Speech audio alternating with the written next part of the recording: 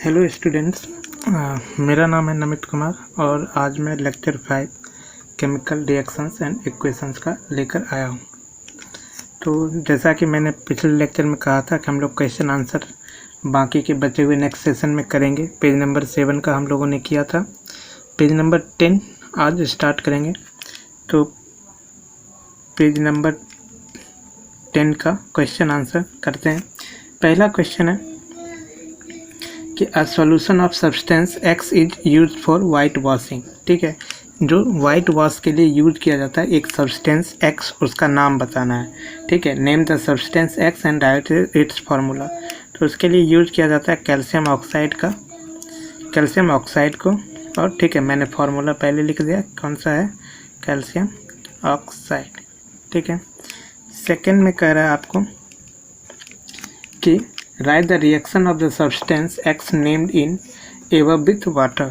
तो calcium oxide को जब वाटर के साथ रिएक्ट करता है तो ये बहुत ही तेज़ी से, ठीक है, एक्जोथर्मिक रिएक्शन करता है। ठीक है, कौन सा रिएक्शन करता है, एक्जोथर्मिक, काफ़ी ज़्यादा हीट बाहर आता है। ठीक है, तो जो रिएक्शन होता है वो क्या होता है, कैल्शियम ऑक्साइड प्लस वाटर, ये एक तरह का कॉम्बिनेशन रिएक्शन है। ठीक है, क्या बनाता है, कैल्शियम हाइड्रोक्साइड। ठीक है, आप इसको देखेंगे तो ये बैलेंस है, कैल्शियम एक है, ऑक्सीजन दो, हाइड्रोजन 2 और हाइड्रोजन 2। ठीक है, तो ये क्वेश्चन फर्स्ट हो गया हमारा। सेकंड करते हैं। यहाँ पे हम इसको लिखते नेम, अगर आप क्वेश्चन आंसर करेंगे तो एग्ज़ाम में तो इसको लिखेंगे calcium oxide water, calcium hydroxide, और साथ में एनर्जी निकलती है तो एनर्जी भी आप लिख सकते हैं। ठीक है, और फिर ये भी लिखेंगे कि when calcium oxide is reacted with water it combined in calcium hydroxide. ठीक है, तो वो आप सेंटेंस फॉर्मेशन खुद से कर सकते हैं। और आपको ये भी पता है कि कैल्शियम ऑक्साइड को क्या कहते हैं, क्विक लाइम कहते हैं। क्या कहते हैं, क्विक लाइम कहते हैं, या लाइम भी कहते हैं, और इसे क्या कहते हैं, स्लैक्ड लाइम। क्या कहते हैं, स्लैक्ड लाइम। ठीक है, क्वेश्चन नंबर 2 करते हैं। ठीक है, क्वेश्चन नंबर 2 है, why is the amount of gas collected in one of the test tube in activity 1.7 activity में हाइड्रोलिसिस ऑफ वाटर हुआ है। यानी वाटर को क्या किया गया, हाइड्रोलिसिस किया गया, इलेक्ट्रिसिटी पास की गई है। ये एक तरह का कौन सा रिएक्शन है, डिकम्पोजिशन रिएक्शन। ठीक है, जिसमें हाइड्रोजन और वाटर क्या हो गए, अलग हो गए। ठीक है, तो आपको पता है जब इसको बैलेंस करेंगे तो क्या होगा, 2। ठीक है, अब यहाँ पे देखिए, दो हाइड्रोजन वाटर मॉलिक्यूल को जब हम ब्रेक करते हैं तो क्या हो रहा है, हाइड्रोजन के 2 मॉलिक्यूल बन रहे हैं और ऑक्सीजन के 1 मॉलिक्यूल बन रहे हैं। तो इसीलिए जो वहाँ पे 2 टेस्ट ट्यूब हैं उसमें जो हाइड्रोजन का टेस्ट ट्यूब है वो ऑक्सीजन के टेस्ट ट्यूब से क्या है, दोगुना है। और गैस का नाम पूछ रहा है तो गैस कौन सा हो जाएगा, ऑक्सीजन। ठीक है, आप क्या लिखेंगे, two water molecule breaks into 2 water molecule and 1 oxygen molecule when it is electrolyte, when it is doing electrolysis। ठीक है, और इसीलिए test tube of hydrogen is double amount filled and oxygen is half of the hydrogen test tube। ठीक है, page number 13 का question number 1 देखते हैं। ठीक है, why does the colour of copper sulphate solution changes when an iron nail is dipped in it.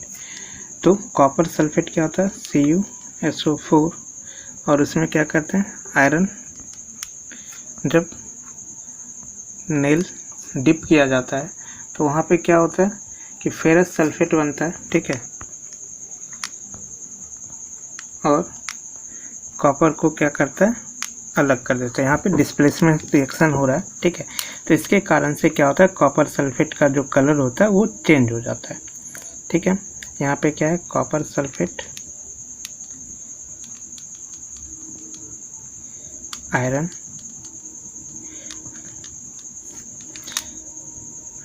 Ferrous sulphate and copper.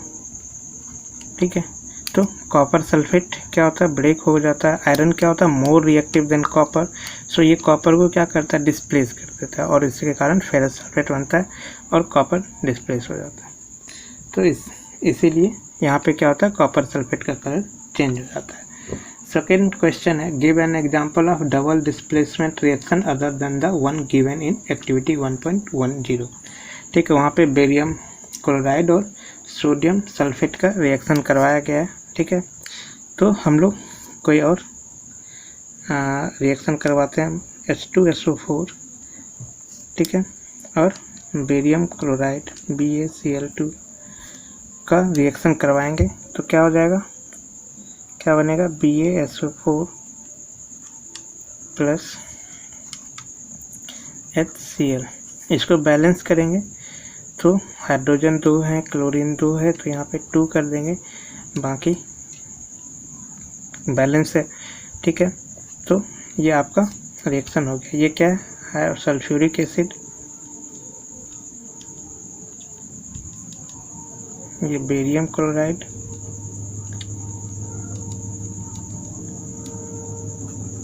ये barium sulphate, और ये हाइड्रोक्लोरिक एसिड।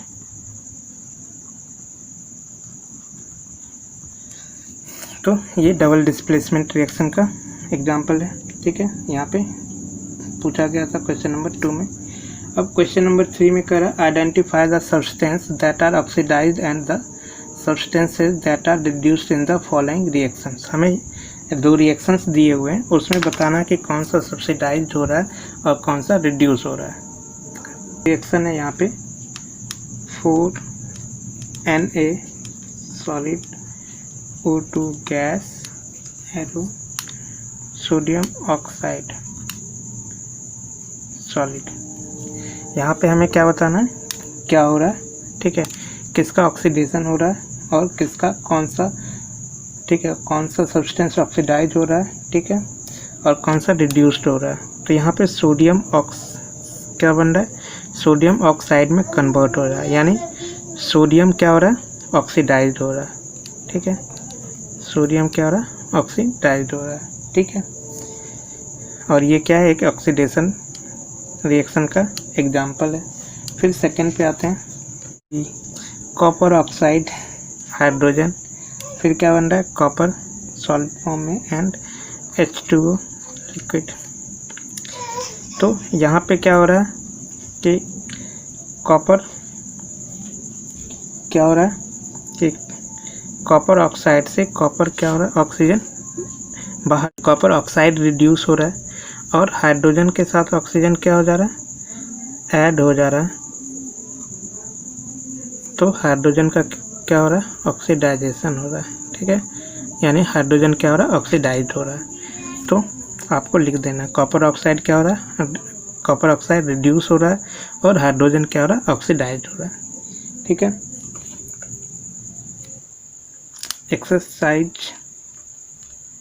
पर आ गए हम लोग। ठीक है, एक्सरसाइज में फर्स्ट क्वेश्चन है, मल्टीपल चॉइस क्वेश्चन है। ठीक है, इसमें क्या कर रहा है, which of the statement about the reaction below are incorrect. ठीक है, रिएक्शन क्या है, लीड ऑक्साइड है सॉलिड फॉर्म में, कार्बन के साथ क्या हो रहा है, रिएक्शन हो रहा है, क्या हो रहा है, Pb, लीड अलग हो जा रहा है और कार्बन डाइऑक्साइड बन रहा है।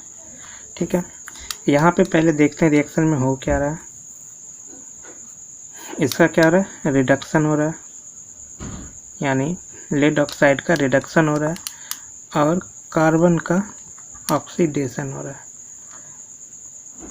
ठीक है, अब स्टेटमेंट क्या है, लीड इज गेटिंग रिड्यूस्ड। हमें बताना कि कौन सा इनकरेक्ट है। तो लीड इज गेटिंग रिड्यूस्ड, यानी फर्स्ट क्या है, इनकरेक्ट है, लीड नहीं रिड्यूस हो रहा है बल्कि लीड ऑक्साइड रिड्यूस हो रहा है। ठीक है, तो यानी इनकरेक्ट है। बी में क्या है, carbon dioxide is getting oxidised. यहाँ पे कार्बन डाइऑक्साइड ये है, कार्बन डाइऑक्साइड ऑक्सीडाइज नहीं हो रहा बल्कि कार्बन ऑक्सीडाइज हो रहा है, तो ये भी इनकरेक्ट है। सी नंबर देखते हैं, carbon is getting oxidised. Yes, carbon का क्या हो रहा है, ऑक्सीडेशन हो रहा है, यानी कार्बन ऑक्सीडाइज्ड हो रहा है, तो ये क्या है, सही है। और डी नंबर ऑप्शन क्या है आपका कि lead oxide is getting reduce. Yes, lead oxide क्या हो रहा है, रिड्यूस हो रहा है, तो ये भी सही है। हमें क्या पूछा क्या था, बिलो आर इनकरेक्ट, कौन से इसमें से इनकरेक्ट हैं, तो दो, ये दोनों क्या है, इनकरेक्ट हैं। और अब ऑप्शन में आते हैं तो आपका पहला ही ऑप्शन क्या है, ए एंड बी, तो ये आपका क्या हो जाएगा, सही हो जाएगा, ए एंड बी। सेकेंड भी मल्टीपल चॉइस क्वेश्चन है, ये है रिएक्शन क्या दिया हुआ, Fe ferrous oxide plus aluminium oxide plus iron. ठीक है, the above reaction is an example of, तो एल्युमिनियम क्या है, मोर रिएक्टिव है फेरस से यानी आयरन से, तो ये क्या कर रहा है, आयरन को रिप्लेस कर रहा है और एल्युमिनियम ऑक्साइड बना रहा है। तो ये किसका एग्जाम्पल, यहाँ पे पहला क्या है, कॉम्बिनेशन रिएक्शन, तो कॉम्बिनेशन नहीं हो रहा क्योंकि यहाँ पे दो प्रोडक्ट हैं। डबल डिस्प्लेसमेंट भी नहीं हो रहा है। डिकम्पोजिशन भी नहीं हो रहा है क्योंकि रिएक्टेंट एक नहीं है, दो रिएक्टेंट है यहाँ पे। और डिस्प्लेसमेंट रिएक्शन, यानी सही ऑप्शन क्या है आपका, डी, डिस्प्लेसमेंट रिएक्शन। ठीक है, क्वेश्चन नंबर 3 क्या करा, what happens when dilute hydrochloric acid added to iron filing HCl plus Fe,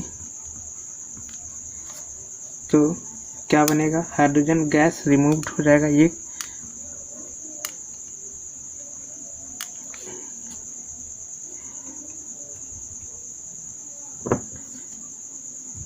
तो बनेगा क्या, ठीक है,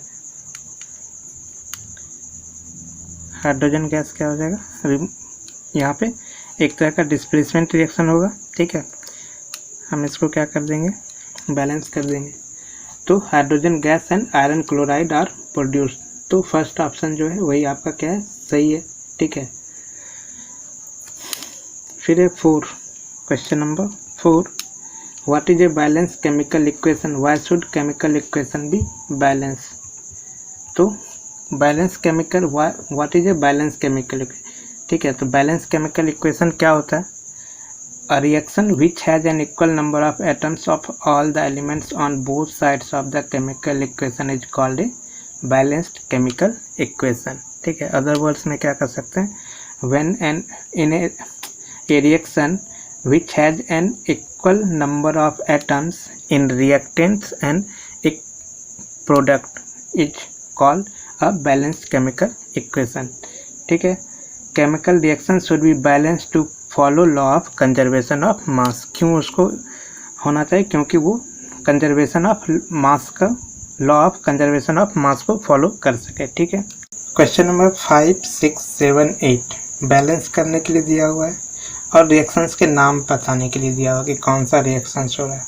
तो मेरे ख्याल से आप लोग कर लेंगे क्योंकि इससे पहले जो लेक्चर 4 है उसमें मैंने किया हुआ है, बताया हुआ है आपको, तो आप उसको देखेंगे। और लेक्चर 2 में भी मैंने किया हुआ है बैलेंसिंग, तो मेरे ख्याल से वो अच्छे से आप लोगों को आ गया होगा, तो आप करेंगे।